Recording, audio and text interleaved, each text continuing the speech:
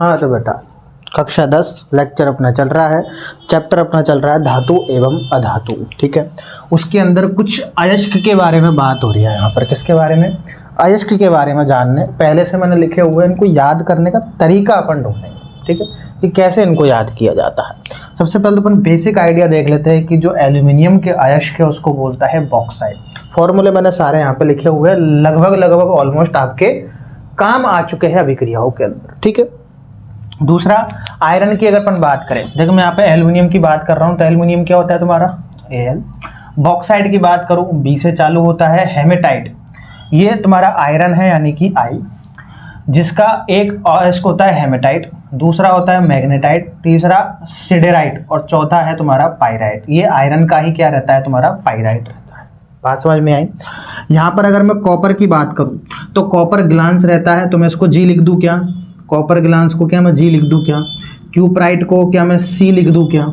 ठीक है, इधर क्या रहता है तुम्हारा जिंक, जिंक को क्या मैं कैलेमाइट यानी कि सी लिख दूँ, और जिंकाइट को मैं क्या सी लिख दूँ, और मरकरी जो है तुम्हारा क्या होता है सिल्वाट, और मरकरी क्या होता है तुम्हारा एन। ये सारे क्या होते हैं तुम्हारे अयस्क होते हैं। ठीक है, अब इन अयस्क का करना क्या है? सिंपल सी बात है, याद करना है। मुद्दा ये नहीं है कि याद करना है, ये तो कोई भी दी के सब जगह मिल जाएगा, तुम्हारी बुक में लिखा हुआ है, किसी भी वीडियो से मिल जाएगा, कहीं भी मिल जाएगा।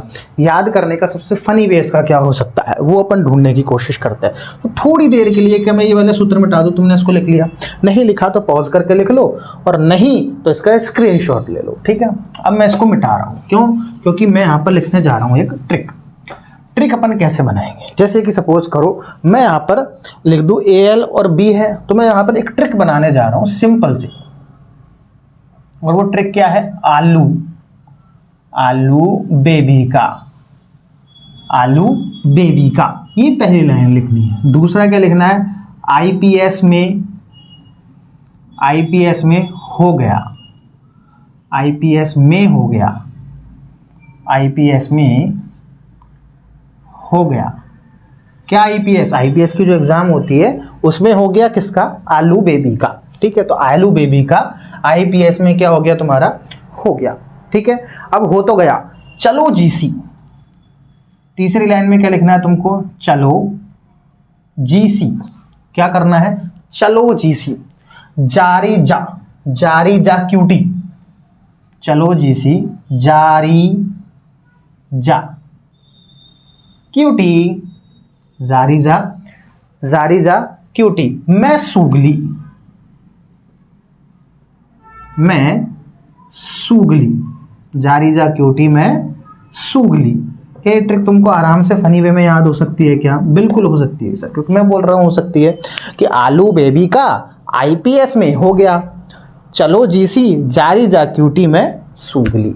ये इतना याद हो सकता है। ठीक है, इतना याद होने के बाद तुमको क्या करना है? अब देखो आलू बेबी का सबसे पहले जो ए आ रहा है इसको मैं किससे लिख दूं? एल्यूमिनियम से बता दूं। बेबी का बी जो आ रहा है इसको मैं किससे बता दूं? बॉक्साइट से, यानी कि एल्यूमिनियम का जो अयस्क है वो क्या है तुम्हारा? बॉक्साइट है। एल्यूमिनियम का जो अयस्क है वो क्या है तुम्हारा? बॉक्साइट है। इधर से आईपीएस में जो आई है, आई का मतलब क्या है यहाँ पर? आयरन। आई का मतलब क्या है यहाँ पर? आयरन। आयरन का अयस्क कौन कौन से है? आयरन का पाइराइट, आयरन का सिडराइट, एम से मैग्नेटाइट और एच से हेमेटाइट।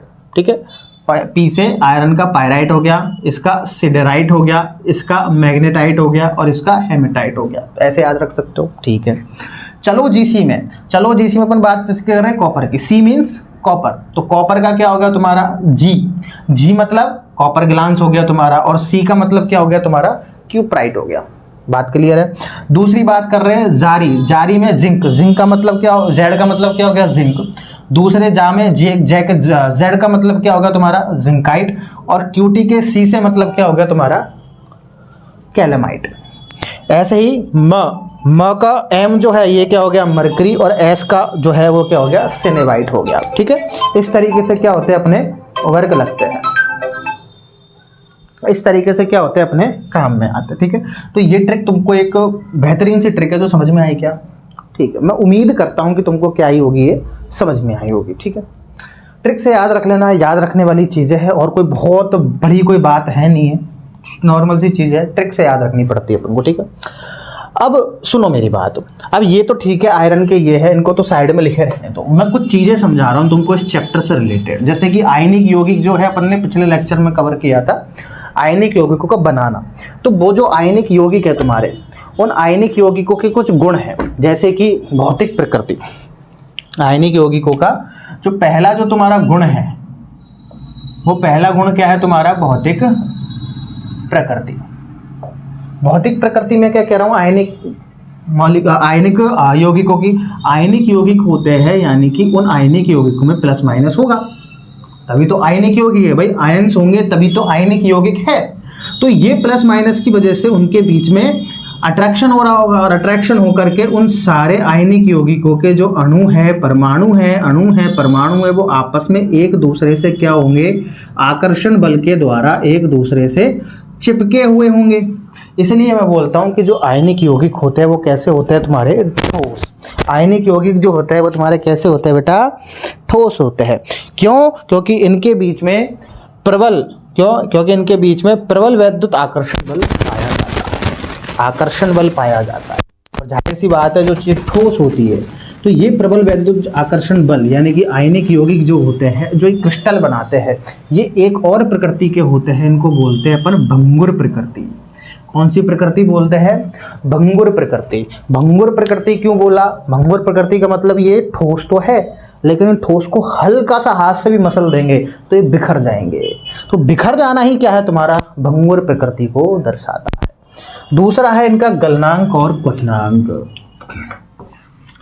भंगुर प्रकृति हो गई। दूसरा है तुम्हारा गलनांक व क्वथनांक। गलनांक व क्वथनांक, ठीक है, जो भी है मैं लिख देता हूँ, गलनांक और क्वथनांक। अब मेरे को एक चीज बताओ, एक तो दो मॉलिक्यूल तुम्हारे ऐसे हैं, दोनों के बीच में ठीक है ऐसा कोई ठीक ठाक सा ओके बंद बन रहा है, और दूसरा तुम्हारा दो परमाणु के बीच में एक के पास प्लस है, एक के पास माइनस है। तो ये प्लस और ये माइनस, माइनस प्लस में तो अट्रैक्शन रहता है, तो ये तो क्या होंगे? मजबूती से बंद बना लेंगे। लेकिन ये दोनों क्या है? गैस के मॉलिक्यूल। अभी मैं तुमको बहुत डिटेल में जाना पड़ेगा गैस के लिए समझाना। गैसों के बीच में जो बंध होता है वो होता है वैन डर वाल बंध, और वो सबसे कमजोर होता है। क्या होता है? सबसे कमजोर। तभी तो गैस के अणु इधर उधर घूमते रहते हैं। क्यों? उनके बीच में कोई आकर्षण होता नहीं। बंद तो होता है लेकिन कोई खास बंद नहीं होता। अब जो बंद जितना ज्यादा मजबूत होगा, क्या उसको उबालने, उसको तोड़ने में, गलाने में उतनी ही ज़्यादा ऊर्जा की आवश्यकता पड़ेगी क्या? उतने ही तापमान की ज़रूरत पड़ेगी क्या? यस। इसलिए आयनिक यौगिकों के जो बंध है ना, इनको तोड़ने के लिए बहुत ज़्यादा ऊष्मा की, बहुत ज़्यादा तापमान की, बहुत ज़्यादा ऊर्जा की जरूरत पड़ती है। इसीलिए आयनिक यौगिकों के जो गलनांक और क्वथनांक है वो क्या होते हैं तुम्हारे? उच्च होते हैं। ठीक है, अगली प्रॉपर्टी में देख लेता हूँ तुम्हारी क्या है। अगली प्रॉपर्टी है तुम्हारी घुलन। ये तो अपन जानते ही हैं कि आयनिक यौगिक जो होते हैं, आयनिक यौगिक जो होते हैं यूनिवर्सल एग्जांपल है, जैसे कि NaCl, Na के पास प्लस है, Cl के पास माइनस है। ये जो आयनिक यौगिक होते हैं वो पानी में जाते ही घुल जाते हैं। क्यों? क्योंकि पानी में जाते ही प्लस वाला अलग आयंस बना लेता है और माइनस वाला अपने आयंस में टूट जाता है। तो दोनों अपने अपने आयंस में टूट जाते हैं, तो इसकी घुलनशीलता क्या होती है? ज़्यादा। विद्युत चालकता, ये चीज़ भी आपने पढ़ी होगी, बहुत सारा आपके आगे होगी 8th 9th में, कि जो विद्युत का जो चालन होता है, विद्युत का जो संचारण होता है वो आयंस की हेल्प से ही होता है। जो करंट पैदा होता है, जो विभव फैलता है, जो करंट फैलता है, वो किसकी वजह से फैलता है? आयंस की वजह से ही फैलता है। तो चालकता तो आयनिक यौगिकों की ज़्यादा होती ही होती है। ठीक है, तो ये कुछ तुम्हारे आयनिक यौगिकों के क्या थे? गुण थे जो मेरे को बताने थे। ठीक है, ये तुम्हारे गुण हैं। और बाकी के आज के लेक्चर में मैंने तुमको क्या बताया? अयस्क। मेन मुद्दा क्या है? अयस्क को याद रखने का है। ठीक है, आलू बेबी का IPS में हो गया। चलो GC, जारी जा QT में सोगली। ये तुम्हारी क्या हो जाएगी? ट्रिक, जिसके अंदर ये सारे के सारे तुम्हारे अयस्क, ये जिनको अपन क्या बोलते हैं? और ये भी बोल देते हैं कई जगह, और होता है वैसे तो। ठीक है, तो ये सारी चीजें तुम क्या रख सकते हो? याद रख सकते हो, क्योंकि पूछा जा सकता है एग्जाम में कि आयरन का अयस्क कौन सा है, तो तुम उस ट्रिक से निकाल सकते हो। तुमको एटलीस्ट नाम याद ना है, लेकिन वो स्टार्टिंग की वर्डिंग होती है छोटी मोटी, वो ट्रिक से याद रह जाती है, तो उसमें क्या करती है तुमको? हेल्प। ठीक है, तो मिलते हैं अगले लेक्चर में। अगले लेक्चर में बताऊंगा कि अभिक्रियाओं के प्रकार होता है, जैसे कि निम्न क्रियाशीलता अभिक्रिया, मध्यम क्रियाशील अभिक्रिया, उच्च क्रियाशील अभिक्रिया। ठीक है, तो क्रियाशीलता की जो श्रेणी मैंने तुमको लिखवाई थी वो देख क्या ना, उसमें नीचे नीचे जो पाए जा रहे हैं वो निम्न क्रियाशील है, बीच में जो पाए जा रहे हैं वो मध्यम अभिक्रियाशील है, और जो ऊपर ऊपर पाए जा रहे हैं वो उच्च अभिक्रियाशील है। सबकी बताएंगे। और कल के लेक्चर में अपना भर्जन निस्तापन भी आएगा, जो नेक्स्ट लेक्चर होगा। ठीक है, तो उसमें ही अपना भर्जन आएगा, निस्तापन आएगा। ठीक है, तो वो सारी अपनी क्या आएंगी, रिएक्शंस आए, तो आना जरूर। ओके।